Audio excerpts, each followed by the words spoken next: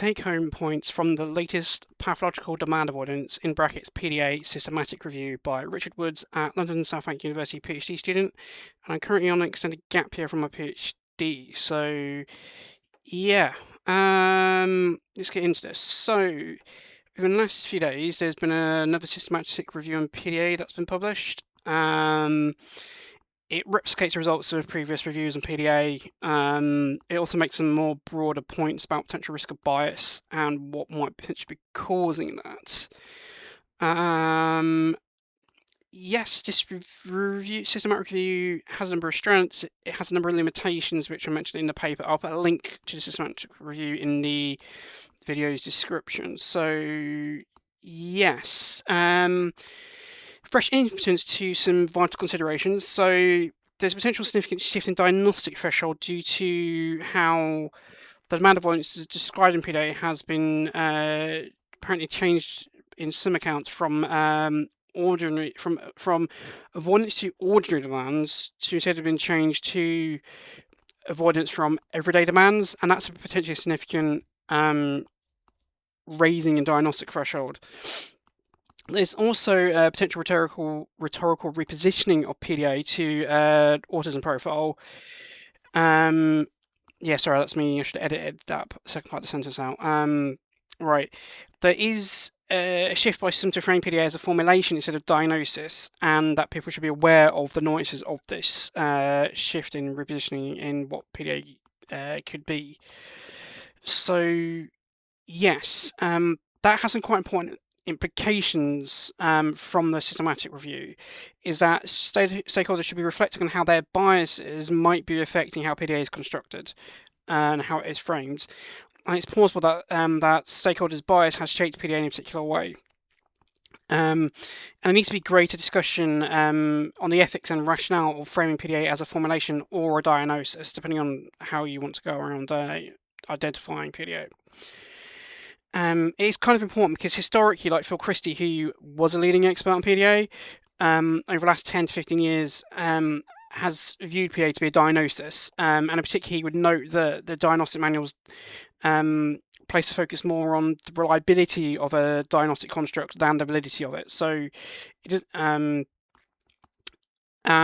this is from a slide from a talk Phil Christie gave in Denmark like 10 years ago. That's 2016.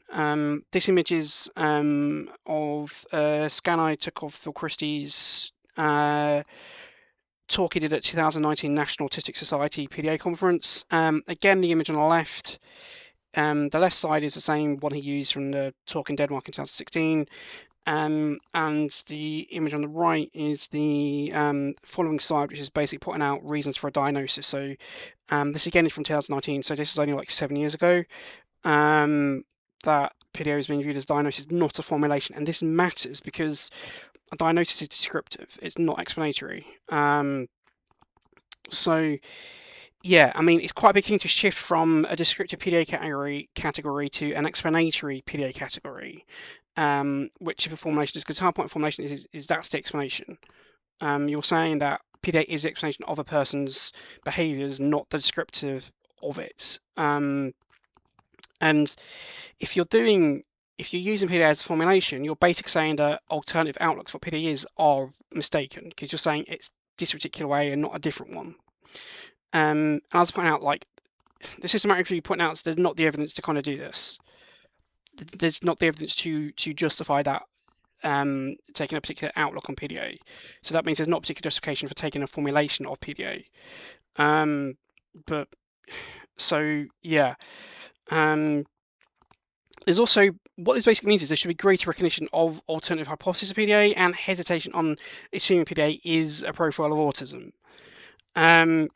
It's also pointing out that the standards, the typical standards of adopting a category within the diagnostic manuals are being held to PDA, are being applied to PDA, but these standards are there to protect people. What that means is that PDA will continue to be held to these standards, irrespective of if PDA advocates avoid those standards. Basically, and this kind of matters because PDA is known to be heavily controversial and contested. And this systematic views like this are only going to kind of continue to do so. What that means is it's the PDA advocate's responsibility to propose alternative outlooks, especially as often those advocates which are predictably exposing these vulnerable persons to having PDA critiques unchallenged. The role of PDA critics, their job is to basically hold the typical research standards to PDA. They don't necessarily have to provide alternative outlooks.